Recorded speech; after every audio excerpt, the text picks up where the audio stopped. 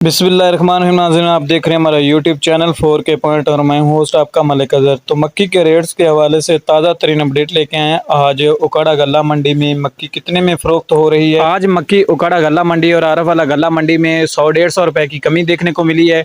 18 से 20 मोचर मक्की की बात की जाए तो वो आज 1800 से लेके 2000 के दरमियान फ़रोख्त हुई, जबकि 14 से 16 मोचर की मक्की की बात की जाए तो वो आज 2200 में फ़रोख्त हुई। 10 से 12 मोचर की बात की जाए तो वो आज 2400 से 2500 के दरमियान फ़रोख्त हुई। नाज़रीन, ईद के 2 रोज़ मंडियाँ बंद रहेंगी और मक्की जो कि शदीद मंदी का शिकार है, ईद के बाद मक्की के रेट में फिर से इजाफा होना स्टार्ट हो जाए। फीड मिल वालों ने भी मक्की के रेट में 200 से 300 रुपए की कमी की, जिसकी वजह से मंडियों में भी मक्की के रेट में कमी देखने को मिली। तो किसान भाइयों से गुजारिश है कि अपनी मक्की रोक लें, ईद के बाद फ़रोख्त करें। जी तो नाज़रीन, ये थी मक्की के रेट्स की अपडेट। तो अब बात करते हैं गंदम आज कितने में फ़रोख्त हो रही। पंजाब में गंदम के क्या रेट है, मुख्तलिफ शहरों के मुख्तलिफ रेट होते हैं। ओपन मार्केट की बात की जाए तो आज भी तेज़ी का रुझान बरकरार है। इस टाइम जो हाजिर मौके सबसे ज़्यादा कीमत है वो रावलपिंडी इस्लामाबाद में है। 5000 को गंदम क्रॉस कर गई है, 4000 से लेके 5000 को गंदम क्रॉस कर गई है।